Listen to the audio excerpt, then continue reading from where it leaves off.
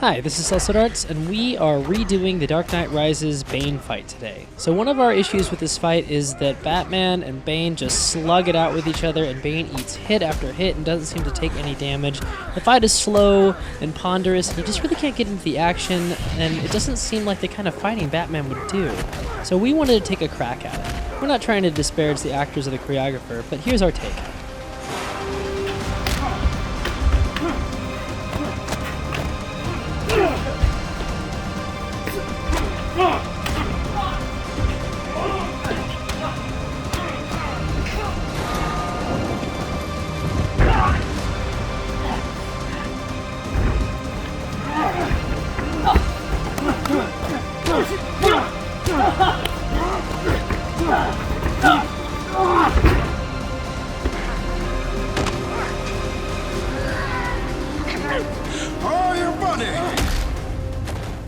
So you'll probably notice that we did not have the Dark Knight Rises batsuit or a full Bane outfit.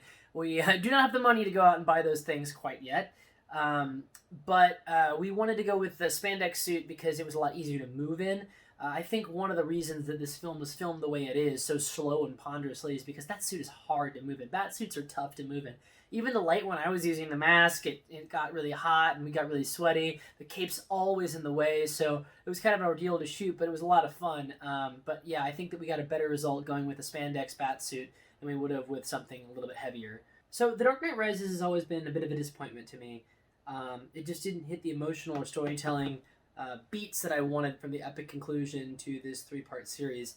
Specifically, one of the things I didn't like was the fights. I felt like they just didn't have a lot of depth to them, and they didn't have a good storytelling arc. So in this fight that we did, it's Batman versus Bane, where Bane breaks Batman's back. And like if you look at the comics and all this stuff, this was such a cool fight. Has a lot of stuff behind it, and it's just a slugfest. I mean, Batman just continues doing giant hooks to Bane's face, and Bane just keeps eating it. And it pulled me right out of the immersion. Like, this Bane isn't hopped up on Venom, so he can't just sit there and take punches from Batman, who has broken, people's bones in the last couple of movies. Because he's a normal human being, I just don't buy it. And it looks comical to have him sit there and just take punch after punch. And then for him to deliver 2 or 3 blows to Batman that are basically the same kind of hits and have him go down, I just didn't buy that. It felt like it was pulling me out of the story.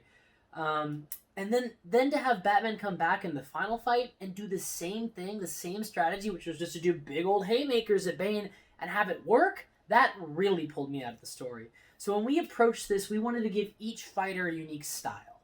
So we looked at Batman, and we knew that he trained with Ra's al Ghul.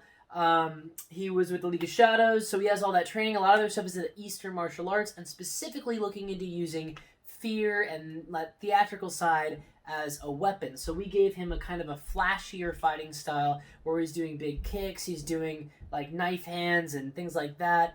And we gave Bane a very practical style. He's using some, MMA stuff. He's using these tight blocks and counters, and it makes sense that Batman's losing because Bane is using this efficient fighting and Batman is using this big flashy stuff that usually intimidates, the street thugs, but when it comes to someone who's trained just like him, Bane can rip right through him. We didn't have Bane eating a lot of hits, though he does take some. We just felt like, Bane's going to block. He's not going to be a dummy and take a hit, especially from an opponent that's as powerful as Batman. So that was kind of our approach when doing this. So if you liked our video or you like any of our other videos, please consider donating to us on Patreon. Thank you.